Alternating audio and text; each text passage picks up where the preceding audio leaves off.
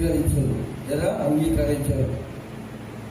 ఇష్టం అనేది మనలో ఆ యొక్క మనస్సు మనకు ఉంటుంది, ఇష్టపడతాం. హల్లెలూయా. తినే వస్తువు, కట్టుకునే వస్తువులు, కట్టుకునే వాటిని కానీ, తినే వస్తువులు కానీ, ఇంకా కొందరి ప్రవర్తనలు, ఇంకా అనేక రకాలుగా మనం ఇష్టపడేవాడిగా ఉంటున్నాం, ఇష్టపడని వాడిగా ఉంటున్నాము. ఆమె చెప్తాం హల్లెలూయా. అవునా కదా? ఇప్పుడు చూడండి, దైవ భక్తి గల కుటుంబస్తులు అయితే తమ పిల్లలు విచ్చలవిడిగా తిరగడము లేదా చెడిపోవడము వారికి ఇష్టం ఉండదు. ఇష్టం ఉండదా?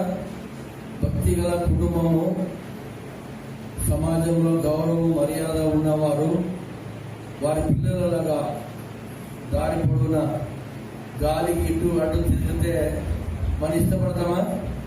ఇష్టపడమా? హల్లెలూయా. చూడండి, ఈ దినాలలో చూసినట్లయితే తినే వస్తువుల్లో కూడా కొందరు మ్యాగీని ఇష్టపడతారు, కొందరు ఉప్మా ఇష్టపడతారు.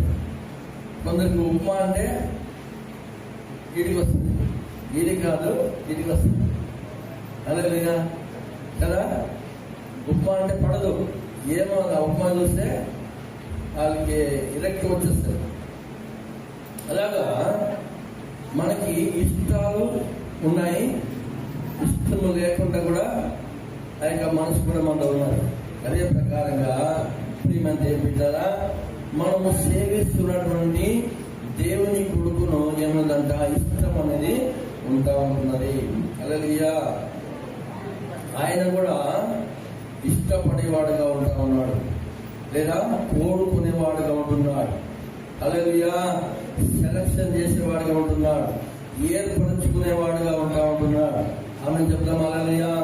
ప్రియమైన ఏం బిడ్డలారా, లోకంలో ఎంతో మంది ఏమంట జ్ఞానులు ఉన్నారు, పండితులు ఉన్నారు, శాస్త్రులు ఉన్నారు, సైంటిస్టులు, వీళ్ళంతా ఉన్నారు. వాళ్ళందరూ కాకుండా అల్పులైన, అభాగ్యులమైన, అయోగ్యులమైన, చదువు అంతంతకే ఉన్న మనల్ని దేవుడు కోరుకున్నాడు. హల్లెలూయా. చెప్పబడ్డ ఏమన్నా దేవుడు కూడా మనమంటే ఇష్టం, మనమంటే ఇష్టము. ఆమె చెప్పండి హల్లెలూయా. మనలో ఇష్టం లేనిది ఒకటి దేవుడికి ఉన్నది, అదేంటిదంట పాపం. ఆమె చెప్పండి, దేవుడు పాపులను ప్రేమిస్తాడు, కానీ పాప